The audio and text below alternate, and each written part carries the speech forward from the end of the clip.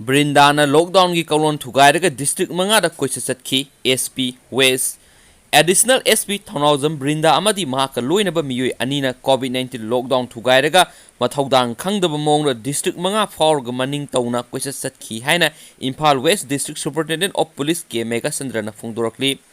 Press the Thadorok Pastorol Amanahai, Lamda Masida COVID-19 Lanting frontline workers sina ahing nungtul nai the Matok Togduna Lesat Asibu Ting about honoring a Sedek Asida, Masagi Takan Mamioi Krana, Hantaba Mijing Ging Vibagalonina, Mingsa Tianabo Hotnari, Hana Serol Aduna Makatari, Serol Aduna Makata Nahai, Naranu Midang Pung Taraga Minute Kon Rom Tabamatam the SP Kaksing District na Mangon the Pirak Pau Amada,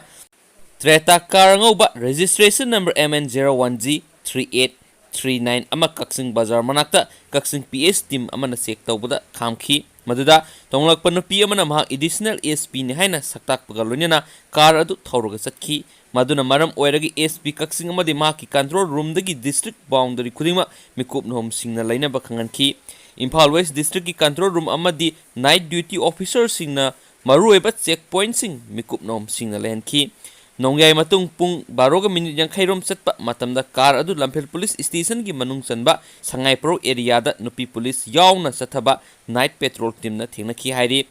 police team aduna laingak na piba lockdown gi section thaurangi makhada car adu da tongni besing verification sathana ba honaki adubu car da tongni besing aduna yakhide titren glass pan ba car adu da meyoi ahum tongba ukhi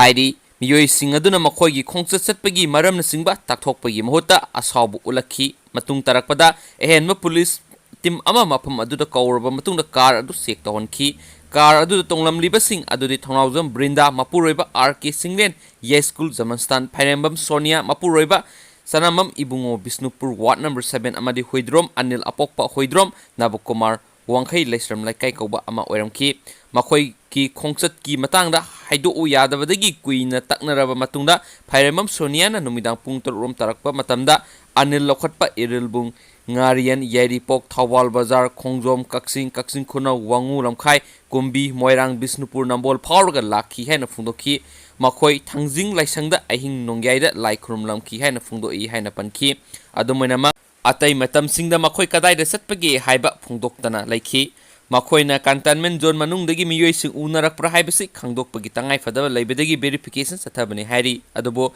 makoina madu phungdo haiba yakhide tungda ayuk pung ani makhai rom taba matamda salan ama kaklaga mafam adudagi thadokhi pung ama makhai kaktamak sangba Imphal East dagi Kaksing phawba satpagi lambi adu pung mari sangna satkiba adu kadai da satlibano haiba khangmangam khide makoina covid na sathina sokolaba mafam singda miyoi khara unarangmani haibagi thajabalai Additional SP Brinda amadi atay miyoi ani aduna COVID-19 ge lockdown guideline thugaibaga loinana frontline workers singna mathau tawbada ayet apan pidi mangna district mari pharaga mathau masak khangdaba mawongda satlamki haiba paw asina makha takhi asigumba